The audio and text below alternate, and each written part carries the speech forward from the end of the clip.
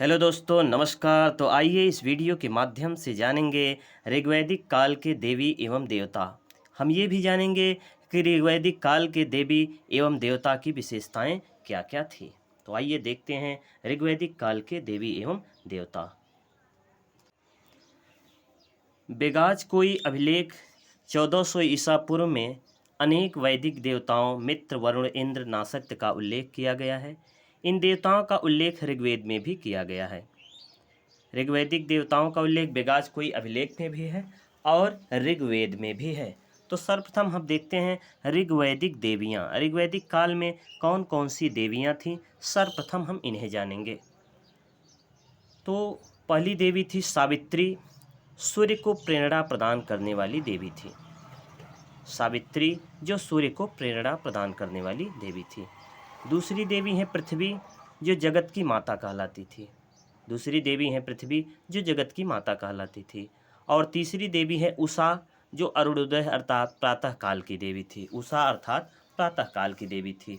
चौथी देवी है अदिति, ये देवों की महान माता, देवों की जननी, सृष्टि का मूल आधार मानी जाती थी। अदिति जो है ये देवों की महान माता, देवों की जननी तथा सृष्टि का मूल आधार थी। सिंधु ये नदी देवी थी, जो सिंधु देवी थी ये नदी देवी थी। पुरापाद ये उर्वरता की देवी थी। पुरापाद ये उर्वरता की देवी थी तथा रात्रि ये रात की देवी थी। अरण्यानी ये वन की देवी थी। दिशान ये वनस्पति की देवी थी। आपह ये जल की देवी थी तथा इला ये आराधना की देवी थी। और सूर्या ये सूर्य देवता की पुत्री थी। सूर्य देवता की पुत्री सूर्या थी। अब हम देखेंगे पृथ्वी के देवता। हमने देखा ऋग्वैदिक कालीन देवियाँ, उनके नाम, उनकी विशेषताएं। अब हम देखेंगे पृथ्वी के देवता तथा इनकी विशेषताएं। तो आइए देखते हैं। पृथ्वी के देवता थे पहले अग्नि, और इनका कार्य क्षेत्र है प्रकाश का देवता, यज्ञ और गृह। यज्ञों में भी अग्नि का कार्य होता था और घर में भी अग्नि का कार्य होता था। तो इनकी विशेषताएं हैं, ऋग्वेद में 200 बार उल्लेख हुआ है। अग्नि का उल्लेख ऋग्वेद में 200 बार हुआ है। पृथ्वी के सर्वश्रेष्ठ देवता हैं, पृथ्वी के सर्वश्रेष्ठ देवता अग्नि हैं। देव और पृथ्वी के पुत्र हैं, देव और पृथ्वी के पुत्र हैं। ऋग्वेद में अग्नि को ज्ञात, वेदस चर अचर ज्ञाता, चर अचर ज्ञाता, हिरण्यदंत सुनहरे दांत वाला, धूमकेतु, भुवन चक्षु, सर्वदृष्टा तथा ऋतस्य गोपा की संज्ञा दी गई है।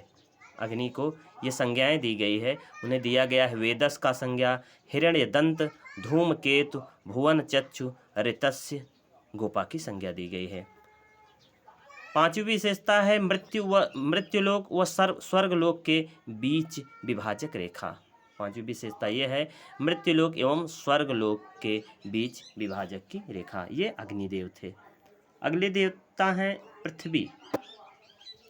पृथ्वी ये सृजन की देवी हैं, ये सृजन की देवी, ये जगत माता कहलाती थी, ये जगत माता कहलाती थी।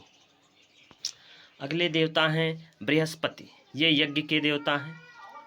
याज्ञिक कर्मकांड के लिए विशेष महत्व है इनका, और ऋग्वेद में 11 बार उल्लेख मिलता है। बृहस्पति का उल्लेख ऋग्वेद में 11 बार मिलता है। अगले देवता हैं सोम, ये वनस्पति के देवता हैं। सोम वनस्पति के देवता हैं। ये कालांतर में चंद्र देवता के रूप में स्थापित हो गए। ये कालांतर में चंद्र देवता के रूप में स्थापित हो गए। ऋग्वेद में सोमदेव का उल्लेख 120 बार हुआ है। ऋग्वेद में 120 बार उल्लेख हुआ है। अगली देवी हैं सरस्वती, ये विद्या की देवी हैं। ये एक स्त्री देवी भी हैं, सरस्वती जो विद्या की देवी हैं। अब हम देखेंगे अंतरिक्ष के देवता। अभी हमने देखा पृथ्वी के देवता, अभी हमने देखा पृथ्वी के देवता। अब इसके बाद हम देखेंगे अंतरिक्ष के देवता। अब अंतरिक्ष के देवता कौन है? पहले देवता है इंद्र, जिन्हें पुरंदर कहा जाता था। ये युद्ध के देवता, ये युद्ध के देवता भी थे। ऋग्वेद में सबसे प्रमुख देवता इंद्र है। ये युद्ध में विजय दिलाते थे। ऋग्वेद में इंद्र की स्तुति 250 बार हुई है। अंतरिक्ष के सर्वश्रेष्ठ देवता हैं, सभी देवताओं के राजा हैं। इंद्र सभी देवताओं के राजा हैं। मेघों को रोककर जल की वर्षा करते हैं। मेघों को रोककर जल की वर्षा करते हैं। इंद्र को पुरंदर भी कहा जाता है। इंद्र अंतरिक्ष के देवता हैं। दूसरे देवता हैं मारुत। मारुत ये तूफान के देवता हैं। दैत्यों के विनाश में इंद्र का सहायक करते हैं। मारुत जो है ये दैत्यों के विनाश में इंद्र का सहायक करते हैं। और तीसरे देवता है रुद्र। ये पशुओं के देवता है। जो रुद्र हैं ये पशुओं के देवता है। ये अति क्रोधी स्वभाव के हैं। मंगलकारी व अमंगलकारी दोनों रूप में ये महान है। मंगलकारी व अमंगलकारी दोनों के ये देवता हैं। मारुत और अश्विन के पिता हैं। मारुत और अश्विन के पिता हैं। रुद्र मारुत और अश्विन के पिता हैं। औषधि चिकित्सा के संरक्षक हैं। औषधि चिकित्सा के संरक्षक हैं तथा अथर्ववेद के भूपति और इन्हें नीलकंठ भी कहा जाता है। रुद्र अथर्ववेद के भूपति हैं और रुद्र को नीलकंठ भी कहा जाता है। अगले देवता हैं पर्जन्य। पर्जन्य वर्षा के देवता हैं और इनकी विशेषता है जल वर्षा नदी के देवता। इन्हें जल वर्षा तथा नदी का देवता भी कहा जाता है। आगे हम देखते हैं आकाश के देवता। हमने पृथ्वी का देवता देखा, अंतरिक्ष का देवता देखा, अब हम देखेंगे आकाश के देवता। आकाश के देवता हैं पहले वरुण।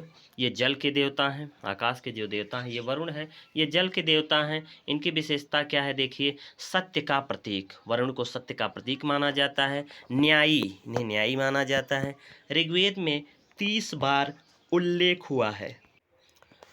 ऋग्वेद में 30 बार उल्लेख हुआ है। वरुण को अहूर देवता कहा गया है।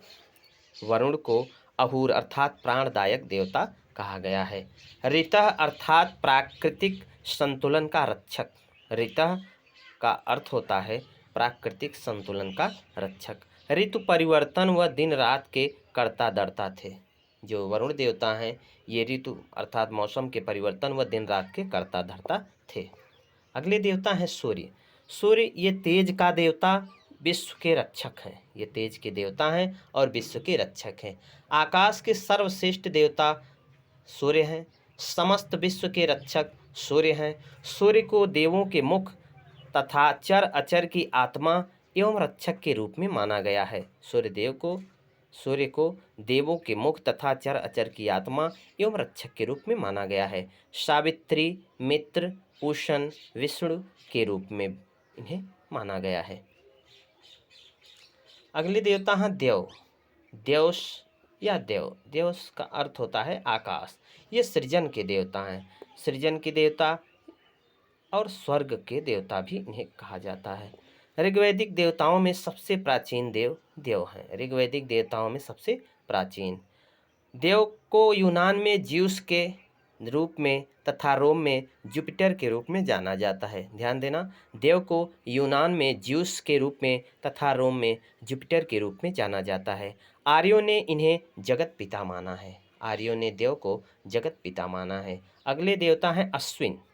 अश्विन दुर्भाग्य एवं रोगों को दूर करने वाले देवता हैं। अश्विन जो हैं ये दुर्भाग्य एवं रोगों को दूर करने वाले देवता हैं। इन्हें देवताओं के चिकित्सक कहा गया है। इन्हें देवताओं का चिकित्सक कहा गया है। उषा प्रगति व उत्थान की देवी। जो उषा हैं ये प्रगति व उत्थान की देवी हैं। सूर्योदय के पूर्व की रमणीय बेला की देवी। जब सूर्योदय होता है, सूर्योदय के पूर्व जो लालिमा होती है उसे उषा कहा जाता है और यह रमणीय बेला की देवी कहा जाता है उषा को। और इन्हें प्रातः काल की देवी भी कहा जाता है, अर्थात इन्हें प्रगति व उत्थान की देवी कहा गया है। अगले देवता है विष्णु। विष्णु विश्व के संरक्षक व पालन करता है। विष्णु विश्व के संरक्षक व पालन करता है। इनकी विशेषता है आकाश में स्थिर करता। आकाश में स्थिर करता। अगले देवता हैं सविता। ये अमरत्व का देवता है। ये अमरत्व के देवता हैं। जब सूर्य पूर्ण रूप से उदित हो जाता है तो उसे सविता कहते हैं। जब सूर्य पूर्ण रूप से उदित हो जाता है अर्थात जब सूर्य पूरी तरह से आसमान में दिखाई देने लगता है तो उसे सविता कहते हैं। गायत्री मंत्र इन्हीं को समर्पित है। गायत्री मंत्र इन्हीं को समर्पित है। अगले देवता हैं मित्र। ये प्रकाश का देवता है। मित्र जो हैं ये प्रकाश के देवता हैं। उदित होते हुए सूर्य को मित्र देवता कहा गया है। जब सूर्योदय प्रारंभ होता है तो उसी को मित्र देवता कहा जाता है। अगले देवता हैं पूषण। पशुओं, वनस्पति, शूद्रों के देवता पूषण है। जो पूषण है ये पशुओं के देवता हैं, वनस्पति के देवता हैं तथा वर्णों में जो चौथा वर्ण है शूद्र, शूद्रों के देवता हैं। पूषण की पूजा सूर्य की उत्पादक शक्ति के रूप में की जाती थी।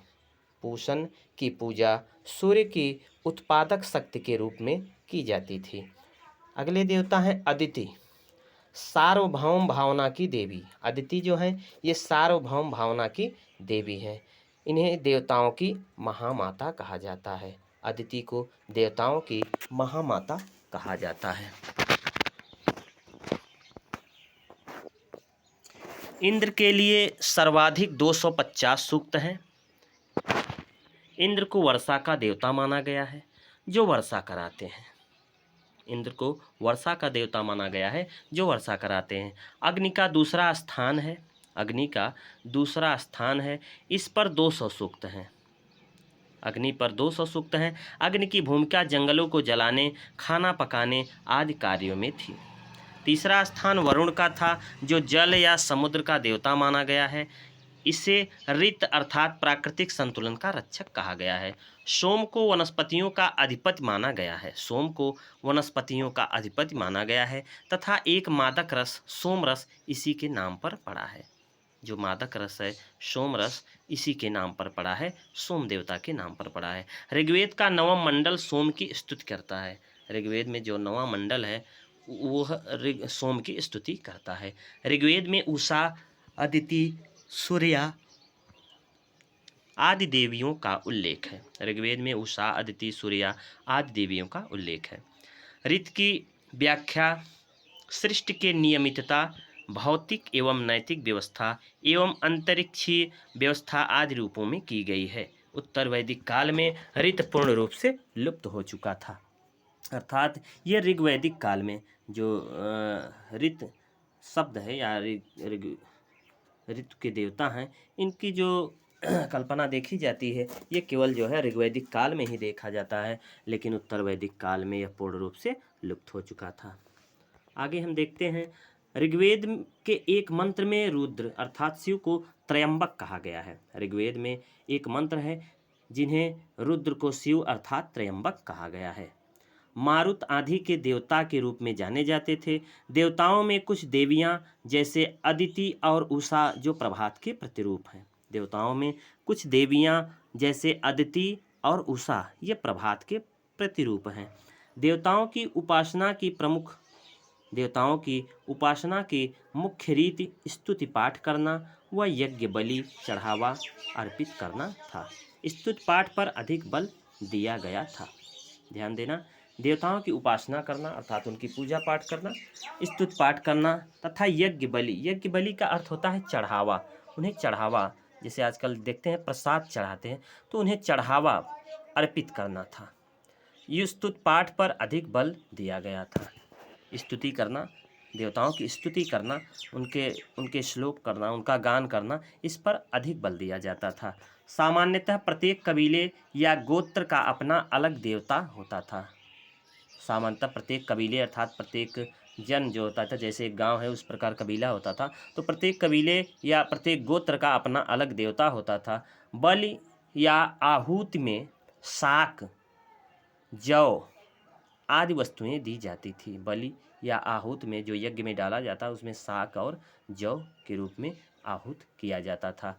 यज्ञाहूत के अवसर पर आनुष्ठानिक या याज्ञिक मंत्र नहीं पढ़े जाते थे। जब यज्ञ होता था, यज्ञ का अनुष्ठान होता था, तो उस समय याज्ञिक मंत्र नहीं पढ़े जाते थे।